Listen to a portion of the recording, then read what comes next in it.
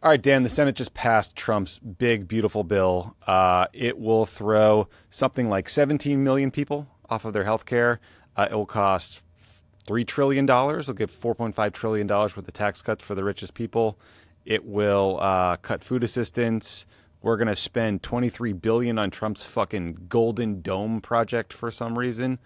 This might be, I can't really remember being this angry at our government or how stupid it is.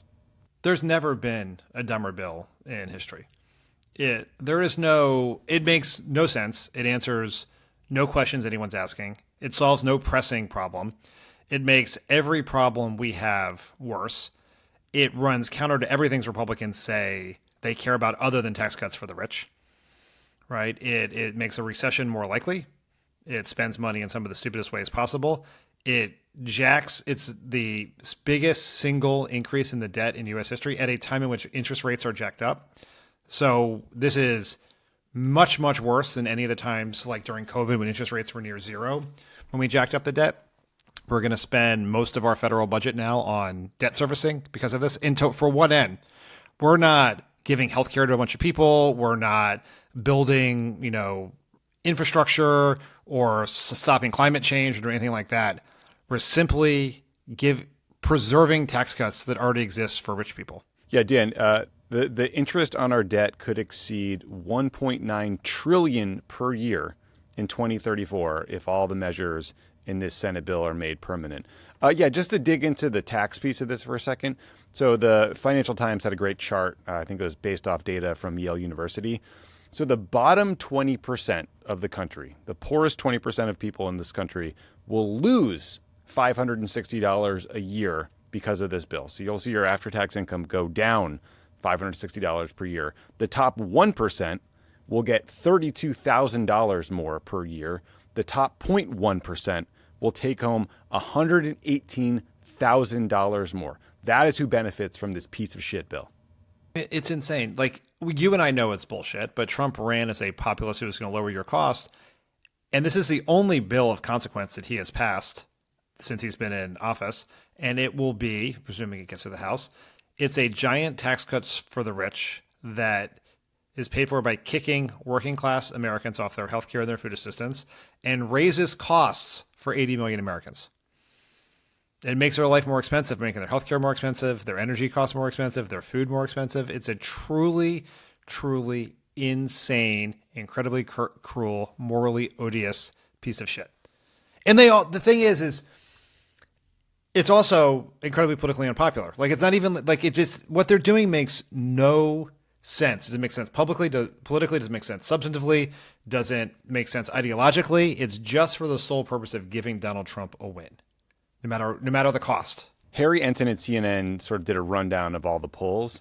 The polling on this bill ranged from 19 points underwater to, I think, 26 points underwater. It is as unpopular as it could be for all the reasons you just described here. It's like it's not helping anyone. It's not solving any problems. It's making a bunch of problems worse. For example, it's going to completely undermine all these efforts that were made by, yes, Joe Biden and Barack Obama and Democrats, but to subsidize the clean energy industry, which is going to kill jobs. And it will ultimately mean that there is just less power. There's less wind energy. There's less solar energy. So the price of energy is going to go up. We're going to have blackouts and brownouts in this country. And energy-intensive industries like data centers or artificial intelligence won't be able to operate here. They're going to go abroad. They're going to go to China. Because you know what China did? China installed more wind turbines and solar panels last year than the rest of the world combined. They are eating our fucking lunch when it comes to renewables. It's just like this, every goal they say they have, they undermine with this bill. So if you believe the JD Vance, Donald Trump, China is the adversary of our time, and we have to compete with China, then what are we doing? We are undermining our ability to compete with them on clean energy and compete with them on AI. The two things that are likely to drive economic prosperity and global dominance in the future. And we're making it worse. And for no reason. It's just to own the libs. There is no point here. No one actually wants this from a substantive perspective. They just want it because it makes them feel better about themselves. Yeah, I mean, we Lovett and I talked to Senator Chris Murphy from Connecticut yesterday, and we tried to kind of, like, in good faith, ask who is this for? Who wants this? How does this benefit anyone? Since the politics are terrible, the impact is terrible, And Murphy was like, look, remember those stories about the oil and gas executives coming down to Mar-a-Lago and writing $1 million checks to the Trump campaign, and Trump basically saying, I'll do your bidding if you give me your money? Here we go. Like, this is the kickback. But yeah, our guy, J.D. Vance, he said, this is a tweet, Dan, the CBO score, the proper baseline, the minutia of the Medicaid policy is immaterial. So he thinks that cutting 12, 17, depending on how you look at, million people off of Medicaid or getting rid of health care for up to 17 million people is immaterial. That's his position on this bill. J.D. Vance, fighter for the working class. We're all going to die.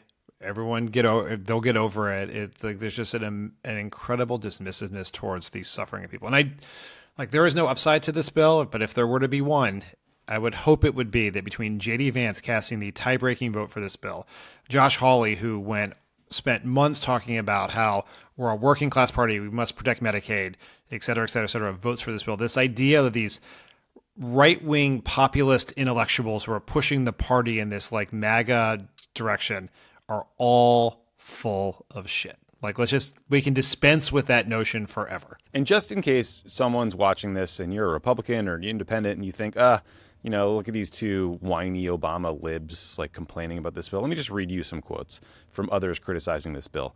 The Building Trades Union called it the biggest job-killing bill in the history of this country. Elon Musk called it utterly insane and destructive. The IBEW union called it a direct attack on working families, shoveling tax breaks to the rich. Senator Tom Tillis, Republican of North Carolina, who ended up voting against the bill, was trying to explain why when he said, what do I tell 663,000 people in 2 years, 3 years, when President Trump breaks his promise by pushing them off of Medicaid? Senator Rand Paul, someone who I don't agree with on politics, but is a very principled person when it comes to deficits and debt, said this bill will grow the deficit. The deficit will grow by $270 billion next year, even if you use like the scoring metrics that are most favorable to proponents of this bill. This thing is a disaster. Yeah, it is probably the worst piece of legislation ever passed in this country. It serves no purpose. It only hurts people. It helps no one. Only the rich people. Yeah. So, Dan, okay, the Senate passed it. It seems like the House is going to take it up for a vote tomorrow. Tomorrow, Wednesday, July 2nd. They're trying to get this thing done by July 4th because Trump wants it done by July 4th for some reason. Do you have any hope in the House? I mean, first of all, people should go to votesafeamerica.com if you want to figure out which congressmen in battleground districts are really wavering and could be pressured to vote no. But what's your sense of how the House is going to look at this thing, given all the changes that came out of the Senate? The thing that has been true throughout this process, that if you take Republicans at their word, this bill should fail. It violates what the moderates want. It violates what the conservatives want. It violates what the fiscal hawks want. But Trump has had an ability to get the people to constantly vote against their own words, their own interests for this bill. It's, the real test vote will be in the Rules Committee tomorrow. You already have Ralph Norman, who's a member of the Rules Committee, a budget hawk. I mean, it's hard to actually legitimately. He self-identifies as a budget hawk. His voting record would suggest otherwise, but has said he's a no on this bill in Rules and on the floor. If they can't get majority in Rules, then they can't pass the rule, then they would need to go to the floor and have to get 2/3 vote, which obviously they cannot do. So I think people should keep the pressure up for sure. We only need to flip a couple of votes to do this. Yeah, we need to keep the pressure up. But we also need to raise awareness about this bill because no one seems to know about it. I mean, Dan, there was some polling. I think you texted it to me the other day from what was the polling about how like 8% of the country's heard of this thing? Priorities USA, the Democratic super PAC, has been doing a lot of digging into media consumption, how people get their information, but only 50% of the people have heard of it. Only 8% could name Medicaid cuts as part of the bill. And so there's a huge awareness, and the way Priorities USA looks at this, and should be a call to arms for all of us, and all of us here on this at our podcast, but also everyone listening and watching or whatever else, is that there are people who are about 45% of voters they categorize as people who seek out political news. They all know about the bill. It's the rest of the people who either passively consume news or actively avoid political news, and they have no idea what's happening. And those are the people who are going to decide this election. And so over the next couple of days here, and if this bill passes, it's going to be incumbent upon all of us to educate that 55% of 55 to 6% of voters who are not paying attention to the news what's actually happening before the election happens in 2026. Yeah. The only silver lining, and it's not a real silver lining, it's like a super scuffed up, kind of rusty old metal lining, is that Republicans are breaking every rule, every process, every norm in ramming this thing through, which means in the future, Democrats should not even think twice about things like getting rid of the filibuster. Like, for example, Dan, to try to just make up the math around the cost of this bill, Republicans are saying that extending the 2017 Trump tax cuts actually costs nothing, even though they're supposed to sunset at the end of this year, because it's just a continuation of existing policy. However, they're putting in place new tax cuts, like no taxes on tips, no taxes on overtime, like stuff Trump wants, but are pretending that those are going to sunset at a certain point in a couple of years to make this whole thing passable under the reconciliation rules. And in order to avoid Democrats forcing a vote that would require 60 votes to pass this monstrosity, they are not even going to the Senate parliamentarian to get a ruling on whether this thing is admissible, whether it sort of like works under the rules. They're just not asking her. Like that. Like, I'm not getting into all the details because it's so wonky and confusing. But basically, their point is like, no, we're not overruling the parliamentarian. We're just never going to ask her opinion. It's like disobeying your parents, or my children disobeying me by not asking me if they can do something when they know they can't do it, right? So it is. I mean, this obviously changes the rules of the game, and Democrats have to understand that when we get into power. I think there is this sense that everyone spends all this money, right? And it's like Republicans are doing that, they're adding all this to the debt, all this debt because they want to extend these tax cuts and do all this other stuff. Well, didn't Democrats just do that with the Inflation Reduction Act? And what about the Affordable Care Act? No, that's not actually the case. Both the Inflation Reduction Act and the Affordable Care Act were paid for. We found savings and raised taxes to ensure that it did not add to the deficit, right? Were there times, emergencies like the Stimulus Act under Obama during the middle of the financial crisis and the stuff that was passed under both Biden and Trump during COVID? Absolutely. But when passing legislations, we pay for our bills. Republicans just add to the debt and then expect a Democratic president to clean it up later on. Yep, that's exactly right. And just like the most important point, if you're talking to people about this thing, is these cuts are going to kill 51,000 people per year. That's one estimate from a bunch of academics, I think at UPenn, Harvard, and Yale. 51,000 people a year are going to lose their lives because they're no longer going to have health care because we're just gutting Medicaid. I mean, this thing is an absolute disaster. I'm as mad as I've ever been. I do think we have a little bit of time to try to just increase awareness of the bill. Half the country doesn't know about this bill. There are these members in swing districts that will view this as a politically devastating vote, and you can sort of increase their anxiety about getting reelected if we talk about it now in this narrow window when people are supposed to be paying attention. I'd just give one last piece of polling data that should give us some encouragement to get the word out. Earlier this month, Navigator Research, our friends, did a poll where they asked people, would you ever support a candidate who cut Medicaid?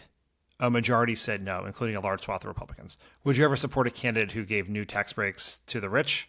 A majority said they would never support that candidate, including a large swath of Republicans. So if people actually know what's in this bill, it should, even in these very highly polarized times, make a bunch of districts that were not in play now in play. Some very red states like Iowa, Nebraska, and maybe even Texas that were not in play could be in play if people actually know what happened in this bill, and Democrats can articulate a vision and a message that makes people believe that we are the ones who can fix the problem that Republicans created. Yes, well said. We need to punish all senators and members of Congress who vote for this bill because it is just catastrophic. All right, well, look, thank you for watching this horribly depressing YouTube video. We here at Crooked Media are trying to build a progressive media empire so that we can get people good information like this about really important things happening in the world. The problem on YouTube is that the right wing, folks like Ben Shapiro, The Daily Wire, TPUSA, they have exponentially larger accounts And so when normal people search for political news on YouTube, they find that right-wing crap and not good, credible information. So when you subscribe to Pod Save America here on YouTube, you help us build a bigger megaphone and get people good information. So thank you for subscribing.